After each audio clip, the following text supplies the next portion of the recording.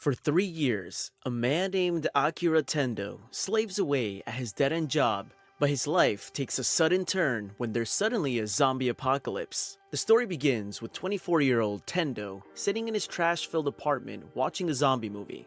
He thinks about how he would prefer being chased and attacked by zombies compared to his miserable job. With heavy eyes, he remembers that he doesn't have a choice but to go to work the next day, and in his exhaustion, he collapses and falls asleep. In a flashback scene 3 years back, we see the newly employed Tendo on the first day of work. The boss informs him that he's been assigned to the production department of the company. Tendo is very eager to get started, and the friendly colleagues all welcome him to the team. He immediately gets the sense that the company is the perfect place for him because he's finally landed a great job in the industry of his dreams. As he follows his boss, he imagines all the things he could do to improve their sales and resolves to do his best for the company. The boss introduces him to Kosugi, the department chief, and as the excited newcomer greets the man, he bumps into another coworker and knocks down her stuff. He immediately apologizes and begins frantically picking up her stuff for her. She doesn't seem to be upset and joins him to gather the files. The moment Tendo sees her face, he's fully infatuated with her and even begins to stutter when he tries to introduce himself.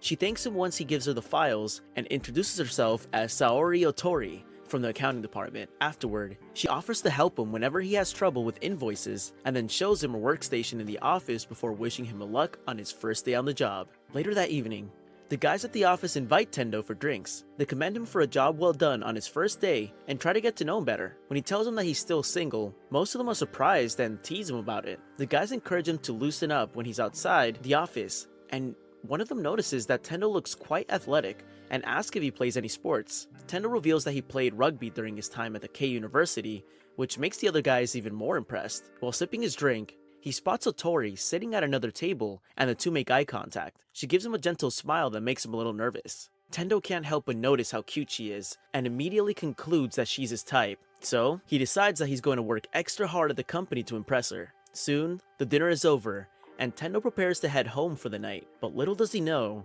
he's in for a surprise. Just when he's about to bid everyone farewell, they all get up like robots and inform him that they're heading back to the office. Tendo still isn't sure why he's still at work by 2 in the morning, but everyone is still very busy at work, so he doesn't have a choice but to continue the all-nighter on his first day. The next day, it's the same case because by the time he's waking up, other coworkers are already coming back to begin work for the day. By evening, most guys are still working, and the only time they step out is to buy dinner. It's only after 2 days that Tendo manages to leave the office. Sure enough, when he gets home, he's extremely tired, so he just crashes on the bed, and he finally realizes that he must be working for one of the notoriously exploitative corporations. The next morning, his alarm wakes him up, but he still needs to sleep. He wonders how long he would be stuck at the office, and wishes that he could just stay at home. Eventually, he gets his act together and stops whining. He walks into the bathroom to splash some water on his face so he can get ready, and forces himself to suck it up because he chose the career himself. With his new sense of determination and motivation, Tendo bursts into the office doors, ready to overcome any challenges that come his way. He decides to see positively in the toxic and unhealthy work system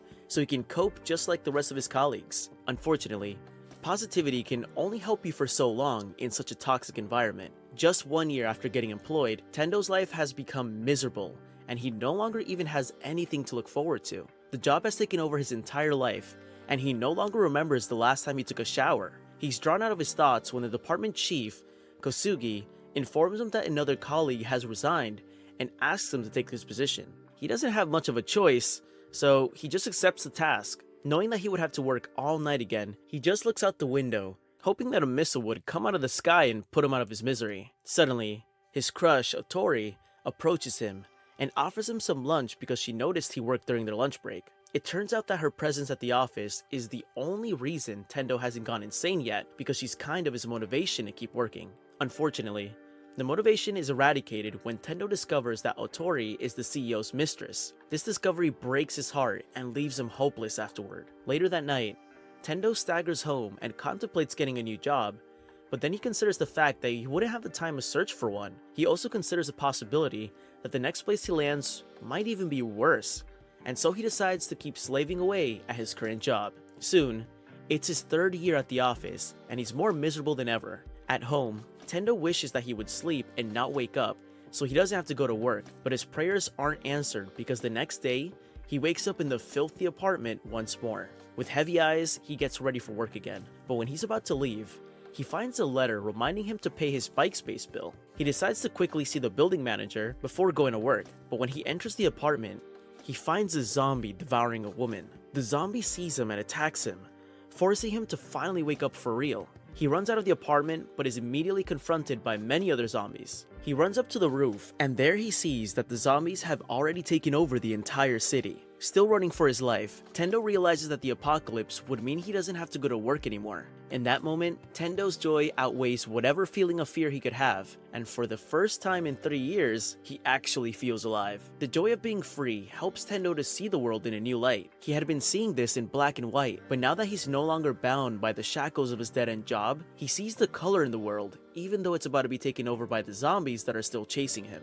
He eventually makes his way into a tennis court to rest, while the zombies watch him from outside the fence because they can't get in. As Tendo thinks about the exciting things he can do on his first day off, the thought of Otori crosses his mind, and he wonders how she's doing. At that moment, he doesn't mind if she's anybody's mistress, and all he wants to do is confess his feelings to her. Filled with new hope, Tendo gets on his bike and blazes down the zombie-infested streets, dodging all of them in a bid to reach Otori as quickly as possible. He eventually gets to her apartment, but suddenly gets cold feet because she might think he's a creep for popping up unannounced. He manages to shake off the nerves and opens the already unlocked door to find a man's shoe on the mat. Just then, he sees his boss, who has been transformed into a zombie, glaring at him. Tendo takes off his tie and tells his boss that he's quitting so he can take back control of his life. But it's pretty obvious that the zombie doesn't even care about that. The infected boss suddenly charges at him, and Tendo does the same.